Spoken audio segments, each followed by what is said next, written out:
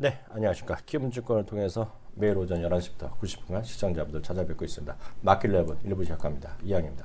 네, 안녕하십니까. 이승원입니다. 완전히 네. 다시 겨울이 됐어요. 조금 겨울? 아니야, 한창 겨울, 한창 겨울. 장현은 또 차 타고 왔죠? 아니요, 그게 아니라 아침에. 차 타고 왔어? 안 못 타고 왔어? 아, 차 안 타고 오셨어요, 아침에? 타고 오셨잖아요. 그 다음에는, 아니죠. 잠깐 하고 나서 그 왔다 갔다 하면서 그. 저도 왔다 갔다 하면서 걸어 다니죠. 엄청 추워, 지금 아침에. 아니, 어제 저녁보다는 안 추워요. 어제 저녁 때 햇빛이 떠서. 어저께 저녁 때 차 타고 왔어? 아니요, 걸어 다녔는데, 네. 어제 저녁에 걸어 다녀서 손이 땡땡 했는데, 네. 어제는 오후에 해가 안 났잖아요, 별로. 근데 오늘은 해가 나서 상대적으로 괜찮더라고요. 그거 뭐죠? 네. 그 엄청 싼, 무슨 클린 있잖아, 무슨 클린. 세탁소. 예. 싼 예. 무슨 클린 있잖아, 무슨 클린. 예, 뭐 하나 있죠. 아, 유토피아인가? 예, 클린토피아. 난 몰랐는데 클린토피아 오너가 거의 돼지띠 수준일 거예요. 왜냐면 저 아는 선배 친구라고 하더라고요. 네네. 동기 고등학교 동료라는데 네. 왜냐 내가 완전 낚였어요 이번에 클린토피아한테. 엊그저께 갑자기 내가 클린토피아에 옷 맡기는데 문자가 왔네. 어? 겨울 정장, 겨울 외투, 30% 할인 이렇게 나온 거야. 애딱 갖다 줬거든. 갑자기 주워져갖고는 없어져갖고 두꺼운 거가 없어갖고 세탁소에 엊그저께 그 문자 보고 네. 20% 할인해. 20% 할인해 보고 그냥 냅다 갖다 줬는데 추워졌어. 혹시 크린토피아 쓰신 분은 문자 받으셨을 거예요. 네. 겨울 거 뭐 옷이나 이런 거 있잖아요. 네. 할인한다고. 중간중간에 세탁해서 입을 때는 크린토피아가 괜찮은데 네. 이제 마지막에 보관할 때는 네. 딴 데다 해요. 왜? 왜냐면 좀 덜 깨끗해지더라고. 아, 덜 그래요? 깨끗해지더라고. 그래서 크린토피아 그거는 네. 자기가 옷을 워낙 저기 한 거지. 옷을 워낙 더럽게 입으니까 그런 거지. 와이프도 그렇게 얘기하더라고. 와이프가 그렇게 아니죠. 하더라고요. 자기는 술 네. 냄새 있고 막 네네. 담배 냄새 쪄들고 그러는 거지. 나는 네. 술도 안 마시고 담배도 안 피니까 깔끔하지. 그건 그렇고요. 시장은 뭐 좀 많이 어떤 거는 많이 또 떨어진다는데 쥐뿔 떨어지면 못 떨어져. 시장 제가 보기엔 견조한데요. 오늘 시장 상황 120분 됐는데요.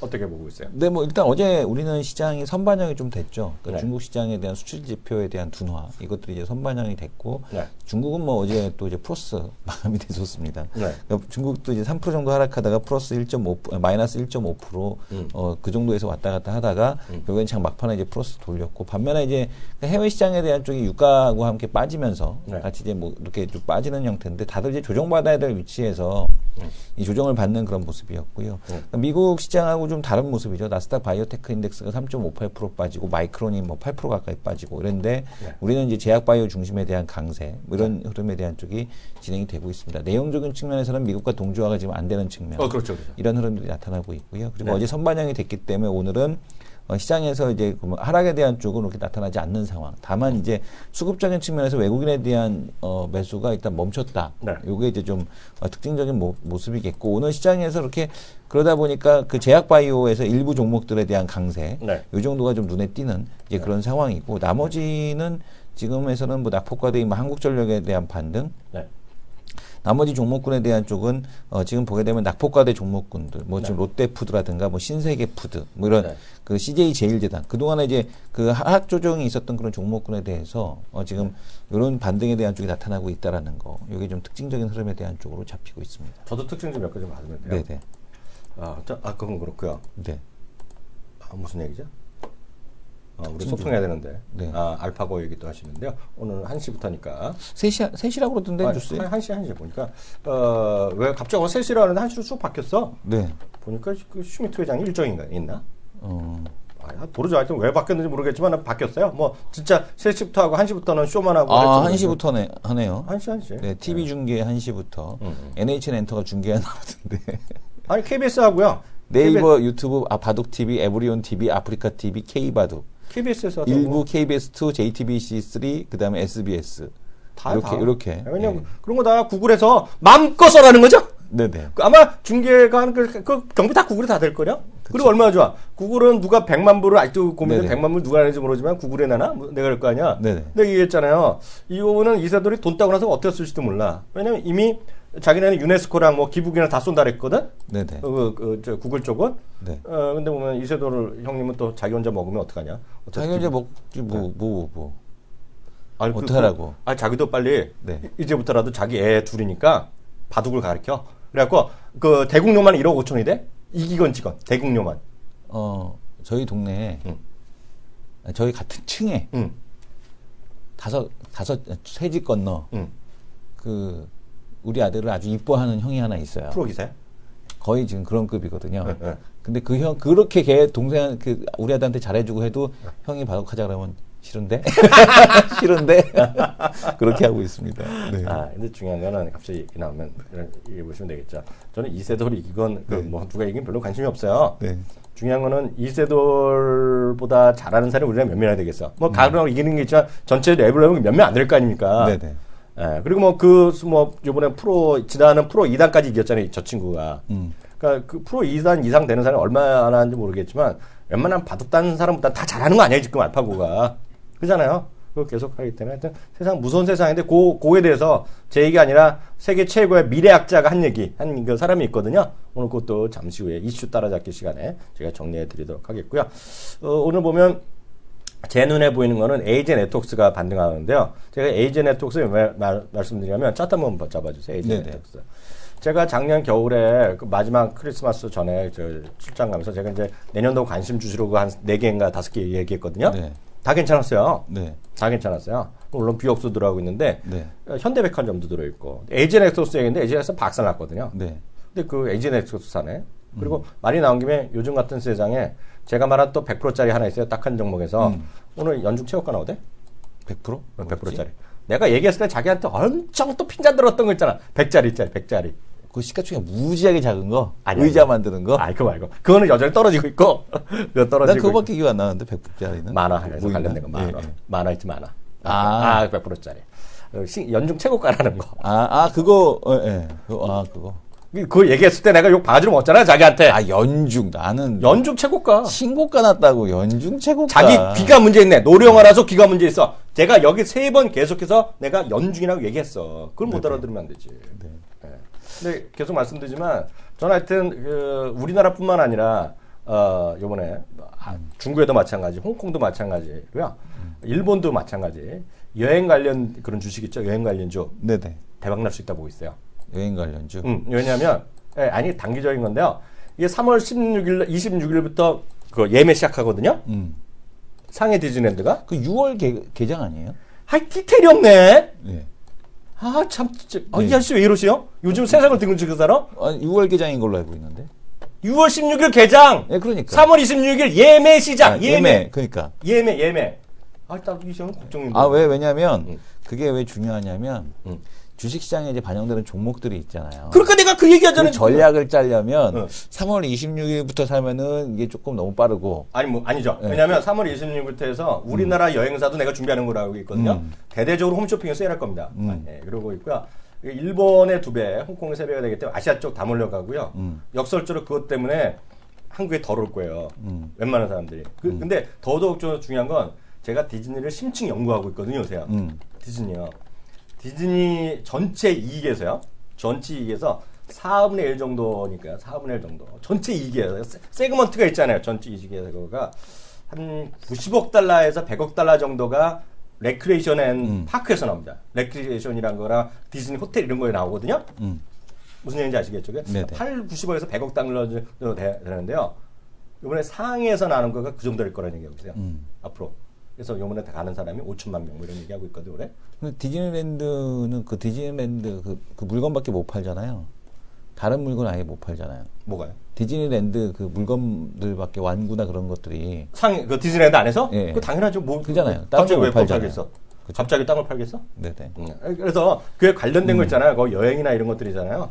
그래서 괜찮을 것 같아요. 그래서 중국에서도 후광통에서도 그런 관련주 보시면 좋을 것 같다는 생각하고 있고요. 하여튼 지금 나중에 또 기회 되면 말씀드리겠습니다. 다음 코너 들어가도록 하겠습니다.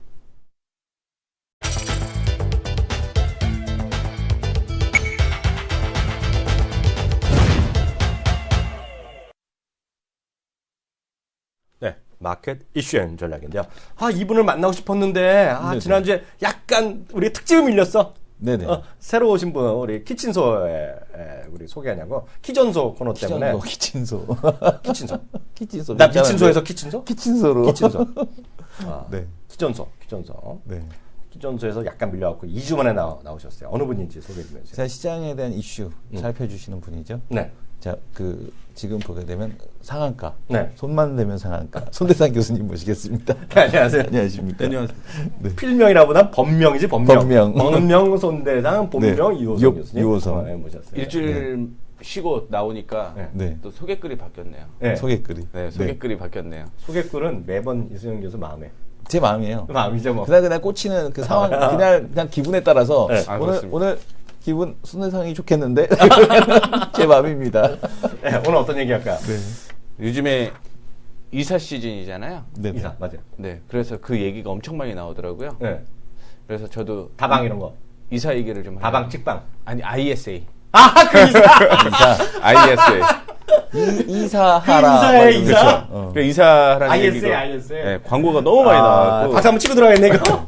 좋은 네. 꽁트여서 좋은 꽁트. 이사하라. 이사. 네, 그래서 타이틀은 이제 풍수지리를 확인하고 이사해라. 네. 이런 얘기를 좀 드렸는데 네. 아시다시피 광고가 무지막지하게 나오고 있습니다. 그렇죠? 네. 이사하라라는 광고가 엄청 나오고 있는데 네. 본격적으로 3월 14일 날 이제 공식적으로 이제 진행이 되는 거죠. 그래서 35개의 증권사 및 은행 쪽에서 네. 그 상품을 개설을 시작을 하고요. 그 중에서 이제 33개, 증권사 2개를 제외하고 33개 쪽에서 먼저 14일 날 네. 진행을 하고 있는데 어떻게 진행이 될 건지 완벽하게 나오진 않았죠. 네네, 그렇죠. 그래서 이제 뭐 불안전 판매다라는 얘기를 하고 있는데 경품이 자동차까지 걸려 있어갖고 네. 저도 한번 해볼까. 하세요. 네. 그런데 이제 이게 되게 재밌더라고요. 네. 사실은 네. 거의 뭐 목숨을 건 전쟁이다라고 네. 증권사에서는 얘기를 하고 있는 상황에 이 부분을 여러분들이 좀 확인을 하시고 정해야지만 네. 좀 좋지 않을까. 왜냐하면 제가 생각하는 건 그거거든요. 매년 2천만 원을 눈다라고 했을 때 1년 동안 네. 5년 동안 넣어 있는 거거든요. 그렇죠. 결국 5년 동안 못 빼는 거예요. 네. 그러면 5억짜리 1억치 주식을 들어가고 5년 버티면 그래도 수익이 나지 않을까. 그렇죠. 네. 그런 생각을 좀 해보게 되면서 네. 얘기를 좀 해드리도록 하겠습니다. 네, 좋습니다. 네, 뭐 국내 정기 예금 금리는 제가 얘기를 안 하더라도 뭐 얘기 다 아실 거예요. 그래 저축은행 같은 경우도 금리가 높다라고 얘기를 하고 있는데요. 네. 요즘에 그런 풍경이 많이 있답니다. 금리 올려달라고 떼 쓰는 거. 예. 근데 예전 같은 경우 그렇게 떼를 쓰면은 네. 일단은 가상금리를 좀 줬거든요. 네. 근데 요즘에는 이제 택도 없다고 네. 얘기가 나오고 있는 만큼이고요. 지점장 전결해갖고 줬죠. 네, 그렇죠. 그리고 저금리로 인하고 뭐 부동산 시장도 뭐 물량이 많다라는 얘기가 나오다 보니까 이 시장도 어느 정도는 수익에 대한 매력을 조금씩 잃어가고 있다 보니까 어떤 네. 새로운 대체 상품을 좀 가지고 있어야 되는데 네. 그게 나왔던 게 이사였던 거죠. 그동안 나왔던 재형저축 같은 경우는 작년으로 이제 마감이 됐고요. 네. 새로운 상품이 ISA입니다. 네. 그래서 우리나라 같은 경우는 금융 자산 비용이 실질적으로 선진국에 비해서는 좀 많이 적다라고 보면 좋을 것 같은데요.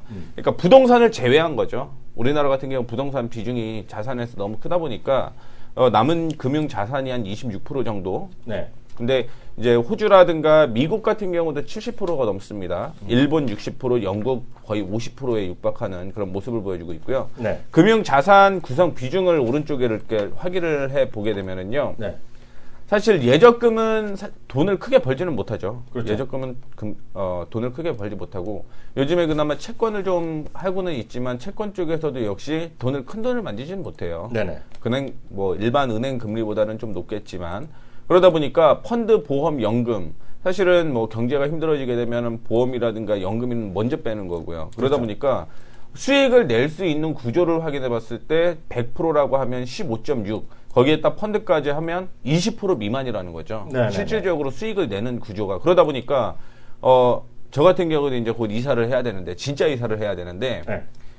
그 전세라든가 월세 물량이 없어요. 월세가 나온다라고 하더라도 굉장히 비싸지는 거죠. 네. 그러다 보니까 수익을 낼 수 있는 방향을 계속 좀 찾아봐야 된다라는 거. 그리고 국내에서 이제 어제 그런 얘기가 나왔잖아요. 20, 30대 청년이 실질 임금이 적어졌다.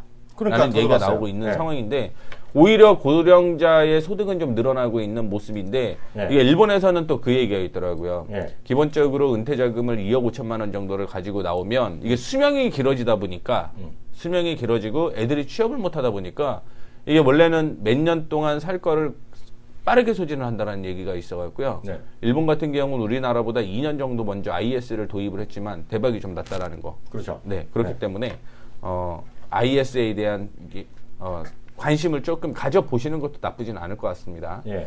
일단은 ISA에서 관심이 계속 고조가 되고 있는 게 일본과 영국 사례를 좀 확인을 해보시면 좋을 것 같은데요.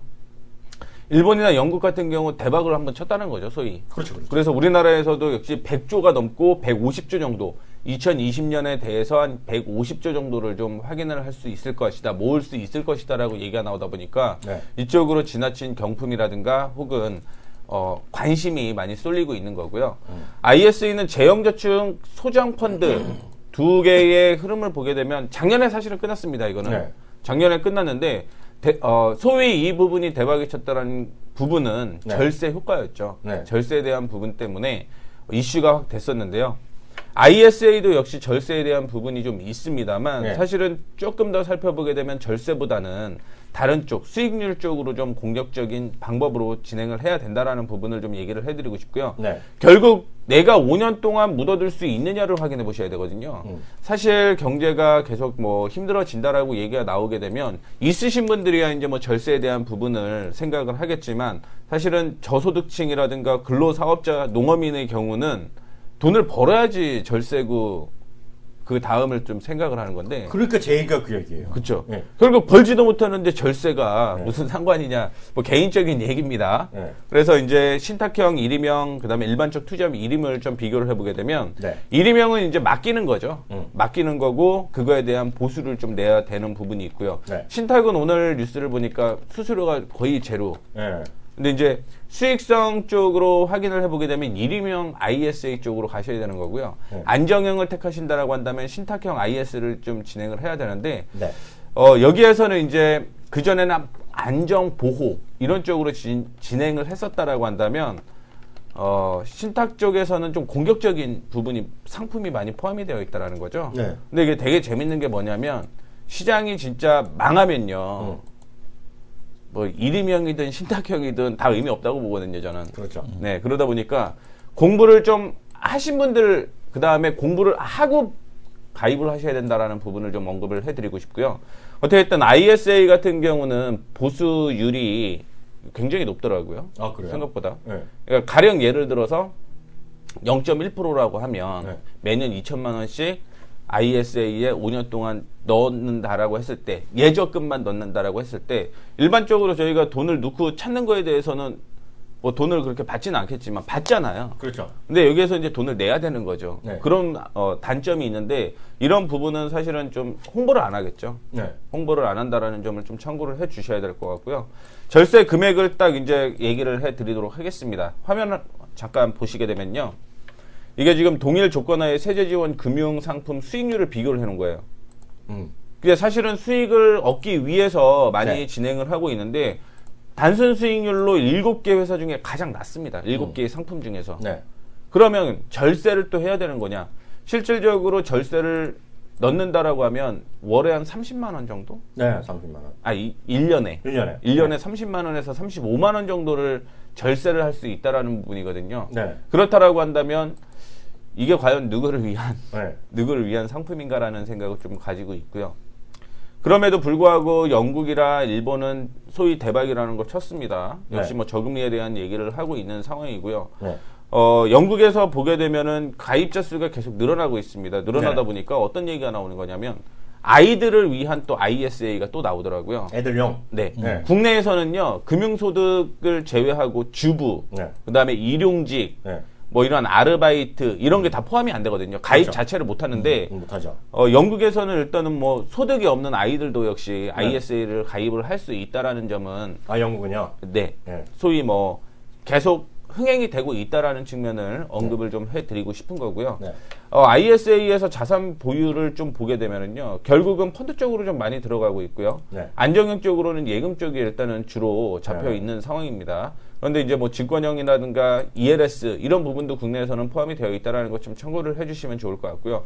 일본도 요즘에는 2년 전에 도입이 된 후에 키즈 상품으로서 ISA가 또 나왔습니다. 애들용. 네, 애들용에 대한 얘기가 나왔고 일본에서 보게 되면 상장 주식 그다음에 ETF 이쪽이 지금 투자 신탁 이쪽이 좀 많이 늘어나고 있는데 이런 얘기가 있더라고요. ISA에 자금이 들어오게 되면 어떻게든 주식형 뭐 펀드형 이쪽에 자금이 어느 정도는 들어오게 되면서 주가 지수를 끌어올릴 가능성이 있다라는 얘기가 있거든요. 네. 근데 일본 사례를 확인해 보게 되면 사실 주가가 한 20% 정도는 상승을 한 모습을 좀 보여주고 있기 때문에 주식하시는 분들은 이게 얼마나 흥행이 나냐에 따라서 또 주식 주가가 좀 간다라고 볼 수는 있을 것 같습니다. 근데 이제 너무 불안전 판매에 대한 이슈가 나오고 있다라는 부분을 좀 확인을 해보셔야 되고요. 내가 필요한 상품인지를 확인을 해보셔야 돼요. 영국이나 일본, 한국을 비교를 해보게 되면 실질적으로 그런 얘기가 있더라고요. 넣었다 뺐다 할 수 있는 자격을 좀 부여를 하고 있다라고 얘기가 나오고 있는데 국내에서는 그런 부분이 안 된다라는 것 좀 참고를 해주셔야 될 것 같고요. 그다음에 우리나라는 파상 결합 증권까지 들어오고 있거든요. 네. 그러다 보면은 역시 뭐 상품 자체가 나쁘다라는 건 아닙니다. 하지만 그거에 대한 고수익과 혹은 그만큼 리스크가 더 커진다라는 것도 역시 참고를 좀 해주셔야 될 것 같고요. 만약에 내가 뭐 파생 상품을 지금은 잘 못하잖아요. 그래서 뭐 공격적으로 하고 싶다라고 해서 넣는다라고 했을 때 분명하게 어느 정도 교육은 좀 되어 있어야 된다라는 부분을 좀 언급을 해드리고 싶습니다. 뭐 중국 쪽이라든가 홍콩 같은 경우 ELS 문제가 계속적으로 좀 발생을 한 것처럼 알지 못하는 상황에서 그냥 무작정 들었다가 혹은 내가 선택을 했다가는 당연히 원금 보장이 될 수가 없다라는 부분이 단점으로 작용을 하는 거죠. 일반적으로 예적금 같은 경우는 5천만 원까지 보호가 됩니다. 그리고 ISA에서도 5천만 원까지는 보호가 되거든요. 토탈로 할 때는 5천이죠. 그렇죠. 근데 중요한 거는 이제 주식으로 이러는데 그걸 누가 보상을 해줍니까? 사실은. 그 욕먹는 애들이 욕먹는 애들이 있지 대신에. 그렇죠. 욕은 먹겠죠. 누가 욕 먹겠죠. 그렇죠. 그래서 이제 뭐 비교를 해보게 되면은 흥행 가능성은 있고요. 투자자 유형 구분 기준, 그 다음에 금융상품 위험도 분류 기준 이렇게 좀 나눠갔고요. 일단 안정형을 추구하시는 분들은 뭐 ELS라든가 공격적인 그 상품을 얘기를 하는 것 자체가 이제 불법이다라고 얘기가 나오고 있는데, 사실은 이게 개인 투자자분들 그냥 얘기를 잠깐 해드리자면 저는 안정적입니다. 급등주하고 계시죠? 급등주하고 계시고 저는 저기 손실률 크게 한 30-40%까지 가능 손실 나도 괜찮습니다. 5%만이라도 그죠? 살이 떨리고 그러는데 이거는 확인하셔야 돼요. 내가 진짜 20-30%의 손실도 버틸 수 있는 투자자인지 아니면 그것 나는 버틸 수 없다라고 생각을 하시게 되면 안정적으로 가셔야 된다는 거죠. 그렇죠. 예. 이게 어떻게 보면은 우리나라 투자 유형으로서 자기 본인이 직접 그 선택을 하게끔 되어 있는데 어떤 하나의 확실한 커리큘럼이 좀 혹은 뭐 설문지가 좀 나오기를 바라는 마음으로써 내가 어떤 거 그리고 꼭 필요한지 절세보다는 수익 쪽으로 가야 되는 건 맞는 것 같습니다.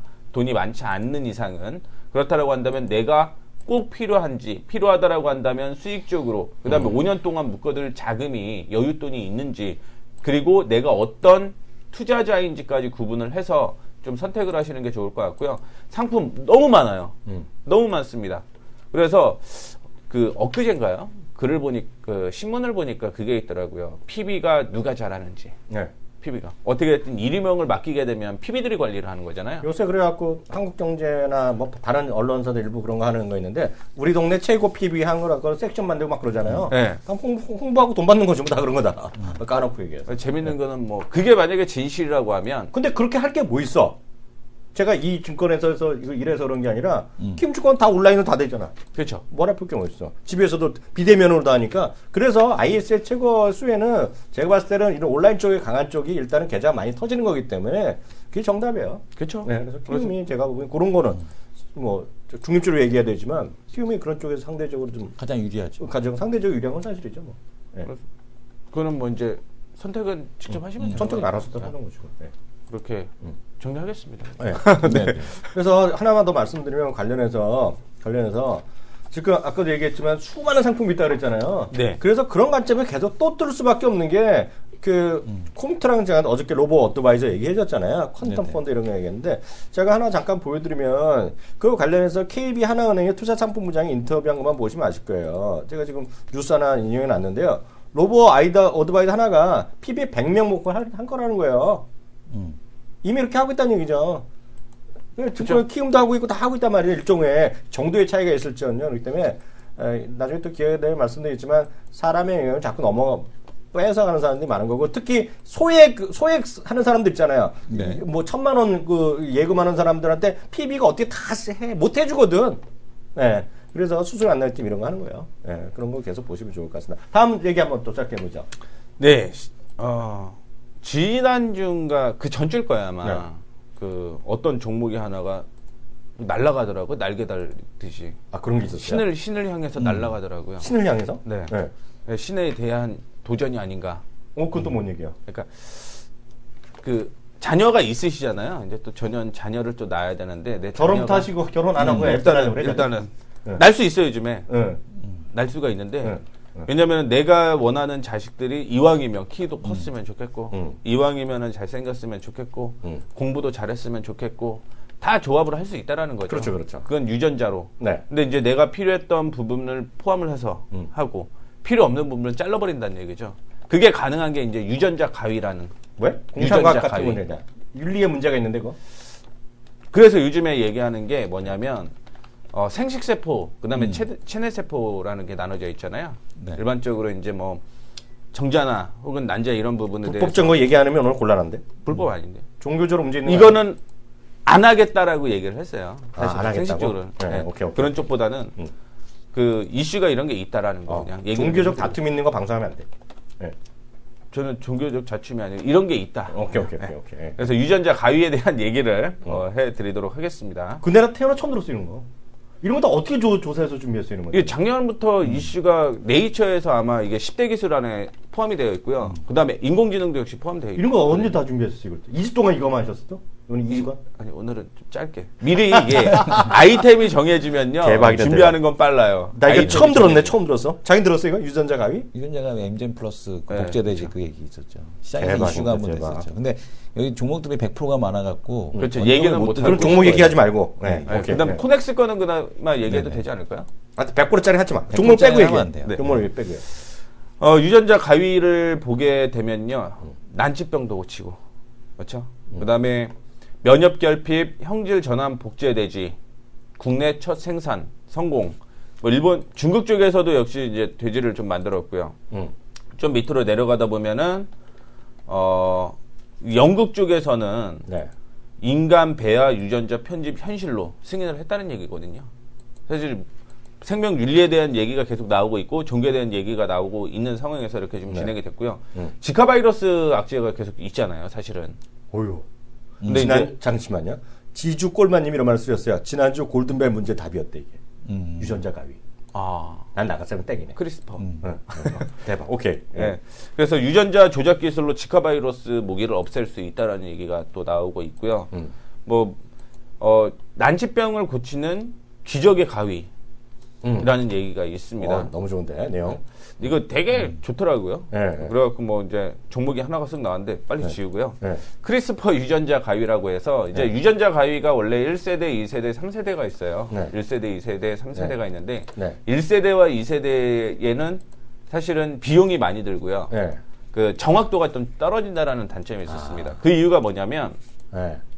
유전자 안에 유전자는 단백질로 이루어져 있거든요. 단백질로 이루어져 있고 네. 그 안에서 염기라는 부분이 포함이 되어 있었는데 그 전에 1세대, 2세대는 단백질 자체적으로 이제 분리를 하려고 하다 보니까 문제가 된 거고요. 네. 이번에 크리스퍼 유전자 가위가 혁신적이다라고 얘기를 하는 거는요. 네. DNA를 자체를 건든다라는 얘기죠. 그만큼 이제 세부적으로 더 들어갈 수 있다라는 부분을 좀 확인을 해보시면 되는데요.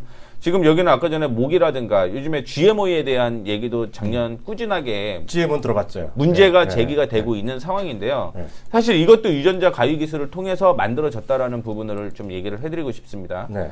그래서 뭐 추후에 어떻게 변화를 하는지에 대한 얘기를 좀 해드리도록 하겠고요. 네. 크리스퍼 유전자 가위의 역사라고 얘기가 나와 있는데요. 사실은 1987년부터 진행이 된 거고요. 네. 그리고 1세대, 2세대, 3세대가 있습니다. 네. 그 만들어진 거는 1987년에 실질적으로 크리스퍼를 발견을 했고 그게 네. 2012년에 이거를 교정할 수 있다라는 보고가 되었고 작년부터 굉장한 좀 이슈가 되는 상황이었습니다. 그래서 1세대 징크 핑거, 그다음에 2세대 탈렌 이렇게 나눠져 있는데요. 이거는 그 단백질 1세대와 2세대는 단백질을 좀 DNA를 바꿔간다라고 생각을 하고 변형시킨다라고 생각을 하시면 되는데요. 네. 여기에서는 이제 염기라는 부분이 또 있대요. 네. 그 안에서 이제 이게 세 조각으로 구분을 할 수 있느냐, 네. 15, 17조각으로 구분을 할 수 있느냐, 네. 그 다음에 20조각으로 구분을 할 수 있느냐. 그거에 따라 이제 정확도가 더 달라진다라는 얘기예요. 김영만 아저씨 같은 사람이 나와서 한다는 거 아니잖아. 김영만 아저씨 맞나? 네. 네. 그래서 네. 그렇게 얘기를 하는데 뭐 1세대, 2세대는 이슈는 되고 있지만 네. 3세대가 이슈가 되고 있는데 기술력으로는 우리나라가 1위랍니다. 기술력으로는. 근데 실질적으로 기술만 좋아요. 정책이 없어요. 황우석 박사 때도 손가락 기술 좋다고 엄청 자랑을 했다가 개쪽당했잖아요. 근데 이거는 지금 계속 이슈가 나오더라고요. 또. 야, 이건 신기한데 이거. 그래서 네. 체내 유전자, 네. 체외 유전자, 유전자 가위 이렇게 구분을 하게 되면은 네. 체내 유전자는 이제 DNA를 담은 바이러스를 주입해서 어디에 그거를 고쳐야 된다 지정을 내리는 거죠. 네. 그러면 그거를 따라가서 거기에 이제 병을 치료하는 방법이고 체외에서도 역시 뭐 세포를 채취해서 DNA를 정하는 건데요. 유전자 가위는 여기가 암이 나오는 곳이네 쓱 자르면 끝납니다.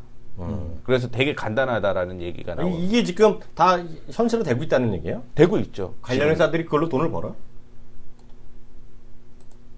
아직 버는 건 아직은 아니고. 아니에요. 이게 투자가 엄청 많이 이루어지고 있거든요. 네. 그러니까 이쪽으로 해외 쪽에서 투자를 하고 있다라는 부분이죠. 네.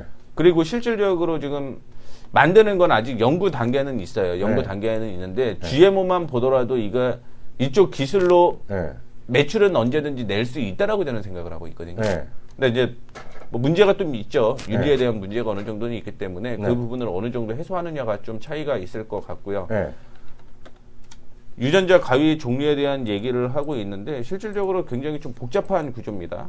결국은 1세대, 2세대 마지막 가위 종류네. 그렇죠. 이게 이제 두 가지 대박이네. DNA잖아요. 네, 그렇죠. DNA가 두 개로 이루어져 있잖아요. 그러다 보니까 네. 1세대, 2세대는요. 이 가위를 같이 잘라야 되기 때문에 두 개씩 만들어야 된대요. 네.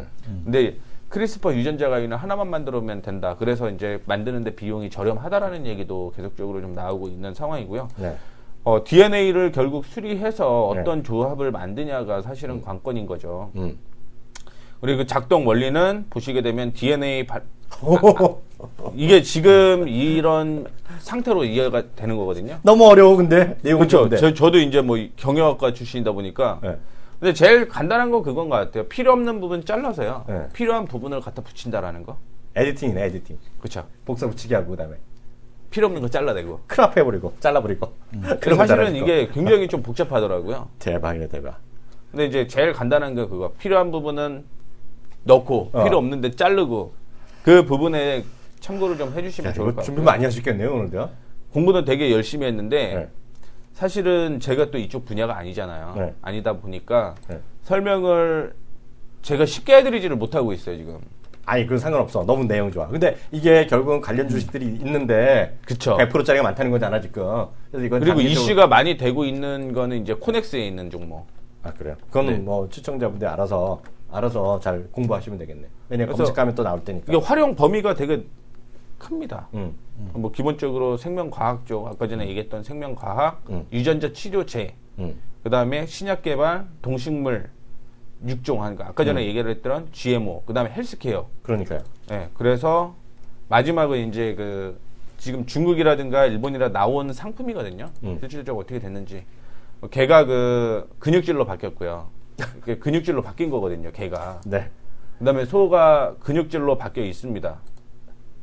소가 근육질로 바뀌어져 있고 네. 빠르게 이제 성장하고 병충해에 강한 그런 식물도 나오고 있는 상황이고요. 이거 무서운 얘기네. 무서운 얘기. 그렇죠. 무서운 얘기죠. 어떻게 보면은 이제 그 똑같은 사람을 세 번 보면 죽는다. 그런 상황까지 간다라는 거죠. 그러니까 채널 K 방송이 정말 너무 좋은 거야. 박수 한번 쳐야 돼. 이렇게 지금 심하면서도 이렇게 정말 과학 생활을 해두는 증권 방송이 대한민국에 어디 있어? 그냥 이런 게 있다. 이 정도만. 이런 정도 수준은 우리 YTN의 과학 그 TV 하나 있잖아요. YTN 사이언스인가? 네네. 그 정도인데 거기 너무 과학적으로 어렵잖아. 우리가 주식 하시는 게 딱 맞게 설명해 주셨어. 야, 오늘 상 받아요, 상. 수고하셨습니다. 네, 감사합니다. 하여튼 주식은 여기 100%짜리에 있어 말을 못하니까요. 네. 시장 찾아보시고 그것도 좀 장기적으로 막 이런 거 레포트 나오면 이제 오늘 이 정도 기본 교육을 배우셨기 때문에 뭐 관심 있고 그런 게 만약 올라가면 저도 잘 모르는 전 오늘 얘기 들었는데 듣보잡이거든요. 전 처음 들었는데 그런 나중에 그렇죠. 자료를 좀 보시면서 좀 이해하시면 될 것 같고요. 여기 코넥스도 있으니까요. 관련주가 있으니까 이런 것도 찾아보시면 될 것 같습니다. 예, 오늘 수고하셨습니다. 감사합니다. 네, 감사합니다.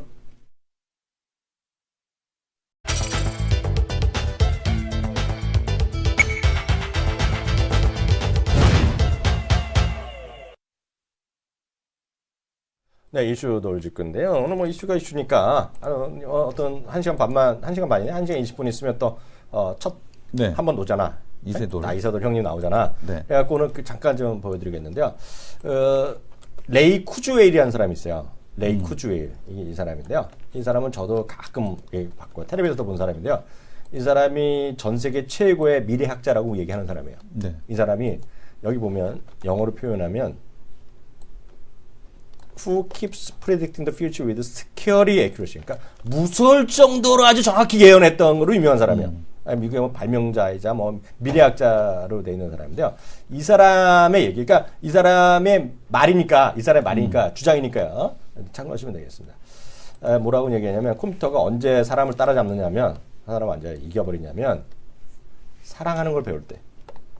그게 쉽게 그러니까 뭐 허술한 영어도 있고요. 말씀 잘하셨는데요. 뭐 엑스 마키나가도 영화가 있었고요. 그 드라마로 하면 휴먼스라는 드라마가 영국에서 올해 작년에 나온 건데 그런 것들 사랑하고 이런 거거든요. 감정이 들어가는 건데요. 그렇게 나왔는데 그게 인간이나 지금 보면 이 사람도 지금 당장 뭐 이세돌이 이긴다 전대 이런 얘기하는 것이 아니라 관심이 있으니까 많은 사람들한테 물어봤을 거 아니에요. 딱 이런 얘기를 하고 있어요. 파서블 핏. 자기가 예측하기에는 사람을 완전히 이기거나 비슷해지는 거는 2029년. 딱 제시하고 있네요. 그러니까 이 사람 얘기입니다. 이 사람 얘기는 13년에 되면 인간이랑 쉽게 해서 똔똔 아니면 더 잘한다. 비슷하는 거거든요. 네? 네. 매치, 싸움이 되고 가능한 상에도 이길 수 있는 것이 2029년. 이 사람 얘기입니다. 그래서 참고하시면 될 것 같아요. 이런 것들은 제가 또 이런 것도 좋아하시는 분이 계시거든요. AI. 그리고 오늘 제가 또 친절한 이학년이가 링크를 걸어드리는 센스를 발휘하겠습니다. 예, 또 다음 얘기 한번 해볼까요? LG 생명과학도 아니고 지금 LG 그 화학 부회장에 대한 이제 얘기, 바이오 분야에 대해서 적극적인 M&A를 검토하겠다라는 얘기를 하고 있습니다. 왜? 그래서 그 지금 중장기 미래 변화 세 가지 축에 대한 쪽을 에너지, 그다음에 물, 바이오 이 세 가지를 갖고 LG 화학에 대한 쪽에 대한 성장 그 플랫폼 기반을 이제 다져 나가겠다라는 얘기를 하고 있는데요. 지금 보게 되면 2차 전지는 에너지 쪽 분야, 그죠? 그다음에 이제 수처리 사업에 대한 그 RO 필터, 그다음에 이 물 분야에 대한 쪽에 대한 적극적인 투자에 대한 쪽을 하겠다라는 얘기를 하고 있습니다. 그래서 물, 에너지, 바이오 이쪽에 대한 쪽을 갖다가 LG 화학에 대한 성장 모멘텀으로 갖겠고, 그러니까 엔지니어링 플라스틱과 고기능 합성 고무 등 친환경 사양 소재, 그죠? 뭐 이런 기존의 배터리 기술적 이론 한계를 뛰어넘을 수 있는 혁신 전지, 뭐 이런 쪽에 대한 투자, 뭐 물 분야에 대한 투자, 뭐 이런 것들에 대한 쪽을 지속적으로 한다라고 하니까, 그러니까 지금 그 LG 화학에서 이런 얘기가 나온다는 것은 이분 한 분의 의견이 아니라 전체적으로 나름대로 이제 그 앞으로에 대한 방향성, 다 큰 형님들의 의견이지. 그러니까 이런 것들이 이제 정해져 있고 우리도 이제 그런 쪽에서에 대한 종목에 대한 발굴, 지속에 대한 쪽이 돼야 되지 않을까라고 보여집니다. 자, 또 하나 지금 한번 볼 텐데요. 앞에서 이제 얘기했던 것들에 대한 내용을 보게 되면 최근에 이제 올라가는 종목들에 대한 특징이 뭐냐면 유전자, 가위, 그러니까 좀 새로운 걸 찾는 거예요, 시장에서. 그러니까 뭐냐면 이제 바이오 쪽이나 이런 쪽에서 보게 되면 자꾸 새로운 쪽에 대한 쪽을 찾고 있는 건데 희귀의약품 하는 주식들에 대한 쪽들에 대한 반응들이 상당히 좋게 나오고 있습니다. 그러니까 지금 보게 되면은 뭐 제2의 한미약품 금맥에 대한 쪽, 뭐 희귀약품에서 뚫는다라는 이제 머니투데이 기사가 하나 있었는데, 요것도 좀 볼만했던 게 뭐냐면은 SK 바이오팜. 그러니까 지금 보게 되면은 지금 뭐 진행 단계 SK 바이오팜 같은 경우도 상당히 지금 진행이 잘 되고 있죠. 그다음에 녹십자 같은 경우도 뭐 헌터 증후군과 A형 혈우병 지금 3상이 이미 지금 진행이 되고 있고요. 안트로젠 같은 경우도 이미 이제 그 크론병, 크론성 누공, 그다음에 뭐 이런 쪽과 관련돼서 임상 1상이 또 진행이 되고 있고, JW 중해제약도 임상 1상에 대한 쪽이 진행이 되고 있습니다. 이거 외에도 또 이제 다른 기업들, 그러니까 지금 보게 되면 안트로젠, 디트레비엔티, 메디포스트, 그죠? 그러니까 FDA 임상에 나서는 기업들. 그러니까 지금 희귀성 질환과 관련된 기업들에 대한 쪽들이 네. 시장에서 이제 좀 일단은 좀 많이 파이프라인에 대한 확장, 이 희귀병에 대한 파이프라인 확장에 대한 쪽을 해외 빅파마에서 계속해서 노리고 있다. 이런 얘기에 대한 쪽들이 나오고 있는데, 요 이제 희귀병과 관련된 쪽 라인업에 대한 쪽을 좀 잘 보실 필요가 있지 않나라고 좀 보여집니다. 다음 뉴스 하나 또 볼 텐데요. 지금 보게 되면은, 지금 삼성에서 올레드를 출시한다. 라는 얘기가 이제 계속 나오고 있습니다. 삼성 추정일 뿐. 그러니까 올레드 TV 시장에 대한 쪽에 뛰어들 거다, 안 뛰어들 거다. 라는 얘기가 나오고 있는데, 해외에서는 계속해서 왜냐면 뭐 이재용 부회장이 얘기했잖아요. 야, 올레드 해야지. 하고 한마디 했기 때문에 올레드 TV를 하는 건데, 이제 이게 또 왜 문제가 있는 게 뭐냐면, 글로벌 TV 시장은 현재 주류 LCD 방식과 자체 발광 인광 물질을 쓰는 올레드 방식으로 바뀐다.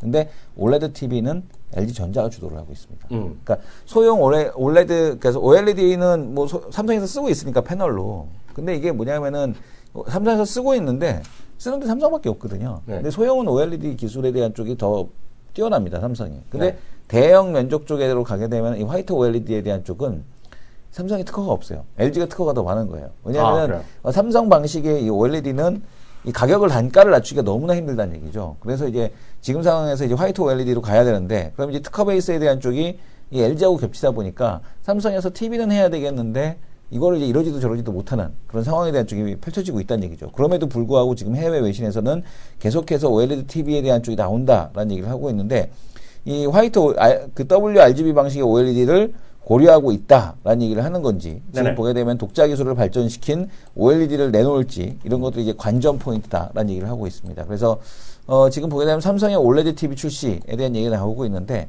아마 결국에는 LG하고의 특허 문제에 대한 쪽으로 어떻게 해결을 할 거냐, 이 부분이 관건이 될 것 같고, 아마 만약에 서로 이제 특허를 공유하는 시스템으로 간다라면 OLED TV 시장에 대한 쪽이 빨리 개화할 수도 있지 않겠느냐, 이렇게 보이십니다. 그래서 지금 보게 되면은 중국에서도 지금 오늘 이제 나온 뉴스를 보게 되면 OLED 쪽에서 이제 아직까지 발주가 다 나온 게 아니거든요. 삼성하고 이제 애플이 2018년도에 쓰는 패널에 대한 발주를 올해 줘야 되는 거고, 장비 발주를 올해 줘야 되는 거고, 2017년도 상반기에 이제 공장에 대한 쪽을 갖다가 안정환 스테빌라이제이션 시키고, 그다음에 하반기에 이제 시험 생산 들어가서 이제 그걸 갖다가 2018년도 제품에 껴서 넣는 거거든요. 그렇죠. 출시되는 제품에, 아니면 2017년도 하반기에 나오는 제품에 해야 되기 때문에 올해 집중적으로 발주가 나와야 되는 겁니다. 그러면은 지금 삼성이나 LG가 필요한 그 양을 계산해 보게 되면은 올해 이제 발주량의 한 5분의 1 정도 수준? 아직까지 이제 발주가 다 나오지 않았다라고 봐야 될 것 같고요.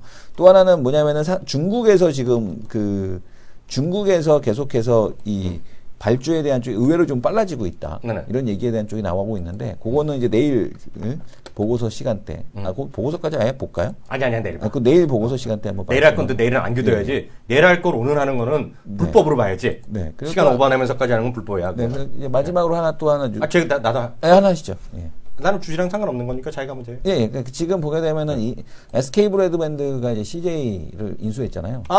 오케이. 제작 투자한다는 거. 근데 지금 보게 되면 3,200억 원의 컨텐츠 펀드를 조성을 해서 한국형 하우스 오브 카드를 만들겠다라는 얘기하고 있습니다. 이 얘기는 뭐냐면 절대 못 만들지.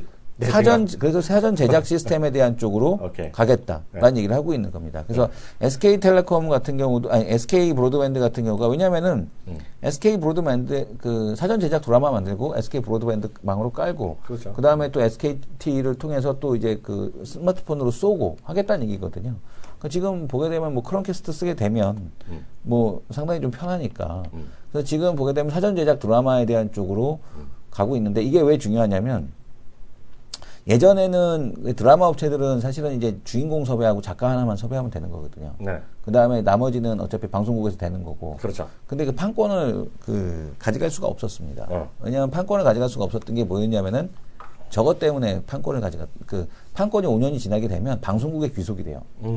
그래서 이 판권에 대한 거를 누적하지 못한 거예요. 갑질을 한 거지, 이것들이. 왜 이게 드라마 주식, 엔터 주식 쓰레기라고 하냐면, 이게 무형자산이 쌓여야 되는데 그게 안 됐던 거죠. 근데 이제 그거를 갖다가 딱 깼던 계기가 뭐였냐면은, 그 전에, 근데 왜 방송국들이 판권을 자기한테 귀속을 시켰냐면, 펜 엔터테인먼트가라는 기업이 이제 겨울 연가를 히트시키고 나서 그게 KBS하고 5대5였거든요. 네. 근데 그거를 갖다 이제 가져오면서 그렇게 넘어갔는데 최근에 사전 제작에 대한 쪽으로 넘어가면서 그러니까요. 이제 그 제작사들이 판권을 가져간다라는 거.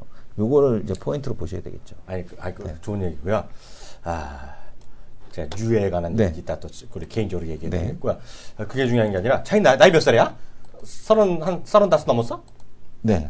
35 넘었어? 네네. 자기 동생은?